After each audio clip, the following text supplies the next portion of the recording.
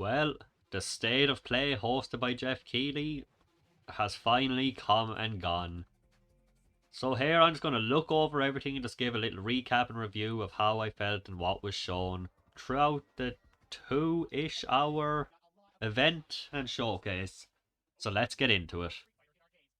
Just started off with a little look at Street Fighter 6, which was shown off at the State of Play about a week ago, or well, on the 2nd. And this just showed a bit of fighting. It's Street Fighter, you kind of know what you're getting, but it showed off a little bit of how it looked. After that, they showed off Aliens Dark Descent, which seems to be kind of an isometric top-down kind of shooting game. Most of these only showed CG trailers, so it just showed kind of a flash of gameplay at the end, but it looks like something along the lines of Dead Nation kind of gameplay. And that's coming in 2023. Then we got yet another look at the Callisto Protocol, which is a game being designed by a lot of the Dead Space, or the original Dead Space team members, and seems to be a very similar looking game to that, hopefully very evolved as well, which comes out on December 2nd. Then we got a first look at Modern Warfare 2, of Call of Duty Modern Warfare 2 obviously. I'm not sure much about this. Obviously it's going to be a first person shooter, you know what you're getting with Call of Duty for the most part. I don't think it's quite a remake of the original Modern Warfare 2, but the level felt very familiar. I think it was in the original, but it's been a while and I don't remember as much. It gave me the same vibes. But this was our first gameplay reveal and it comes out on October 28th of this year. Then there was another entry in a 30-year-old PC game that I never heard of, but it's called Flashback and I think it definitely looks like it could be fun. Then they showed off a new kind of fantasy style looking shooting game called Witchfire, which showed a lot of cool environments. Like the castle looked really cool, the enemy design looked alright. So I'll keep my eye on this one, but it looks like it could be fun. And as far as I could tell, there was no release date for that. And then they show off Fort Solace, which seems to be a game about some kind of maintenance engineer that has to fix stuff when it breaks down. And it's some kind of horror game based on Mars. Again, that is available for wishlist, but it seems like there was no release date given. Then the first game that came up that really interested me was Routine, which it seems to be another kind of slow-paced horror game in some kind of space station, and the enemy design is one of the coolest things I've ever seen.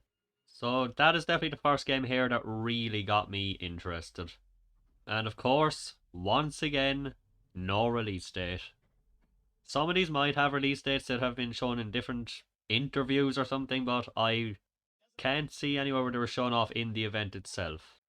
Then we got some sponsorship from The Rock. And smelly Iron Paradise, powered by, of course, Zoa Energy, the #1 fastest growing energy drink in the game. Then we got a brief flash of a few Switch games coming soon, with a few release dates. There's just like 20 seconds for a bunch of games to be shown off, so it was a really quick little thing. They also showed a live action trailer for Fall Guys, which is coming to PS5 and the Switch and everything really soon, on June 21st. And after that, from Frost Giant, there's a new game coming out called Stormgate. A new RTS game, which really isn't my thing, I'm not good at them, but I definitely think the enemy design in these look really, really interesting and really cool. And an open beta for that is supposed to be coming for real soon, so I can register for a beta in 2023. After that, we saw a game called High Water, which is coming in 2022 and is about sailing around in a raft after climate change basically floods the entire land and half the city is just completely submerged. A team behind the game called Replace was supposed to be shown off, but based on conflicts with Ukraine and stuff like that, they weren't able to finish the trailer in time, so they still gave them a little shout out, just a little acknowledgement, because they couldn't make it. Then there was American Arcadia, which is basically a side-scrolling game where you live in a city where likes and dislikes control how your life goes. And if you get enough dislikes, you're just on the run, and your life is in danger. Then there was a fake-out trailer, which was showing off the trailer from Dead Island 2, I think. I'm pretty sure it was Dead Island 2. And I was wondering why everything looked really slow and less impressive looking, and I thought they'd have just gone backwards a lot. But then, of course, the big reveal was actually Goat Simulator 3, and that's coming fall of 2022. So it was definitely the most noteworthy trailer for the whole event, I think. After that, we saw Marvel Midnight Suns, kind of, When I say kind of, I mean it showed off a bunch of CGI cutscenes of the characters doing stuff, which, yeah, I mean it's a Marvel fighting game, it seems. I'm not sure anything else about it because it didn't show anything else. It just showed the characters doing stuff in trailer form, but it comes out October 7th, so I guess we'll see. The Cuphead DLC, Cuphead in the Delicious Last Course, is coming in June 30th, so that's really close, obviously. And they showed off a little more gameplay for that. It looks like it might be a bit more vertical. I'm not really the kind of person to notice small changes in quality improvements, so maybe you notice a big difference in the backgrounds and all that because that's what they were talking about, but that's how it's come out in just a couple of weeks. After that again come to Switch and PC called Neon White, which seems kind of like a platformy shooting kind of first person kind of game. It looks really flashy and cool, so it might be fun. And that comes out on June 16th. Then there was a game made by only one person called Midnight Fight Express, which the combat looks okay, but the shooting looks really fun. It reminds me of Dead Nation a lot, and that was a really cool game, so it's definitely an impressive game considering it was made by one person. And that comes out on August 23rd. There was an update for Warframe, which is a game I've never played, but I've always been interested in it a bit. And there's a DLC called Warframe, the Duviri Paradox, which I hope I'm pronouncing right. They'll be showing off a gameplay reveal at their own event called Tenno Live on July 16th, so that's where you can see more of that when it's shown. Then they showed off the latest game from the Genshin Impact developers called Honkai Star Rail, which seems to be the same kind of character-based hack and slashy kind of style game, but more of a sci-fi Genshin Impact kind of thing. There was no specific date given, but it said coming soon. The same team also showed off another game called Zenless Zone Zero, which I imagine I'll never get used to saying. Which is kind of the same kind of thing, but the combat looks a lot more fluid to me, and the character design definitely looks really cool. It's kind of like cyberpunk kind of style. And, as you can probably expect by this point for most of the games, no release date given. They also showed off a new look at the new Turtles game, The Shredder's Revenge, and their big surprise for this game was that you can do 6-player co-op. Local or online. I'm not sure how it can work locally. I don't even know what can support 6 controllers. Well, I know the Switch can, but who knows if anything else can. I've never tried. But I don't know, it definitely looks like it could be a chaotic experience that I definitely want to try out. Then we saw Super People, which I'm assuming was shown off before because they showed no gameplay and they had no context. They also mentioned it was a final beta coming on August 17th, so I can only assume it was something shown before. Humankind is also coming out soon, which seems to be like a Civilization kind of style RTS game. That forgive me if I don't know tons about it. And that'll be coming soon to pretty much every system, except the Switch it looks like, as far as I can tell so far. One Piece Odyssey was shown off again, which is the latest in the One Piece games. As far as I can tell, the gameplay seems to be like One Piece World Seeker, so if you play that, you kind of get the idea of what this will be like. And that'll be coming in sometime in 2022 as well. They also showed off an English voice acting trailer for Soul Hackers 2, the latest Atlas game coming up. But despite it being a voice reveal trailer, they really kind of had it very muffled and they had loud music playing, so I'm really not sure what that was about.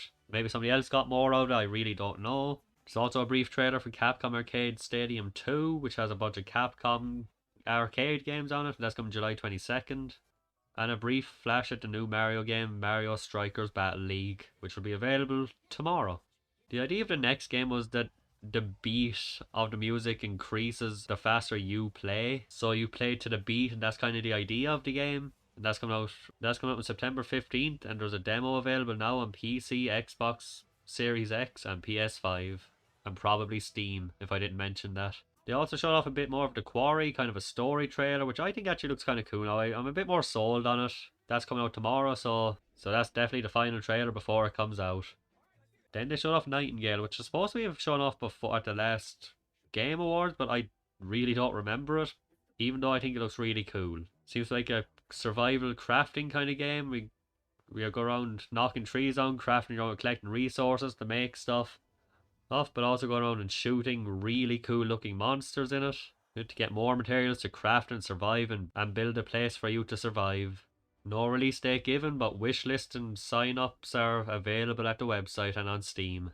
Then the Saints Row reboot was shown off, kind of a show-off of all the styles and all the customization options you can expect. As far as I can tell, you can download the that stuff now so you can make your character and try that stuff out. So if you want to check that out, it should be up already. And of course, as we've known for a while, that comes out on August 23rd. Then Warhammer 40,000 Dark Tide was shown off, and the only one of these games I ever played was the PS3 version. I think it was called Space Marine. It's like a third-person shooter kind of thing. So I really wasn't interested in this, but something about it really had me more interested after I saw it. The level design looks really cool. The gameplay looks fun. So this might be the first Warhammer game I check out in a long time. It definitely got me interested. Then the latest Bloober team game called Layers of Fears was shown off. It's their first game in Unreal Engine 5, and it definitely looks very impressive graphics wise. Who knows what the gameplay will be like, probably something like Layers of Fear from before. There were definitely some parts of the trailer I thought looked really, really cool.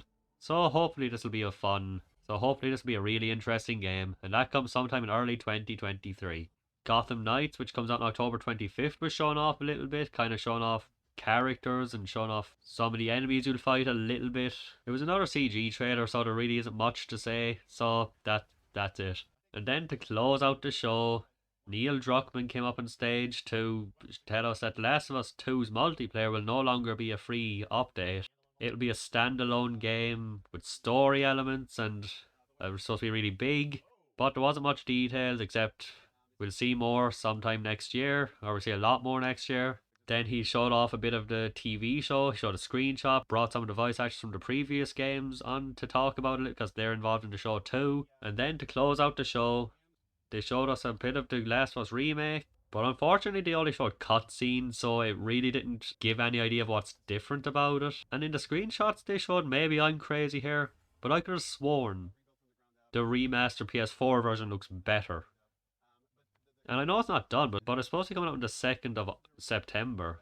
So I can't imagine it's going to look much better. It's like the textures on his shirt, everything just looks a lot more impressive on the PS4 version. So maybe I'm crazy about that, but that was the end of the show. My thoughts mostly was, overall it was a pretty disappointing show. Especially after the amazing state of play that was shown off in the 2nd, just a week ago. There really wasn't that many big projects shown off. Way too many of the trailers were just CG trailers that could be an opening cutscene to a game, which really gives you no information. 90% of the games seem to just have no release dates, so I'd give it a 4 out of 10 maybe. And to end on The Last of Us remake, I mean, not only that, but just cutscenes from a remake, from a game that really doesn't look that bad anyway, even now. I think it was a weak way to end it.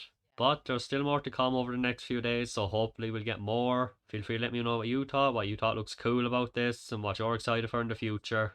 And we'll see you for the next one, hopefully.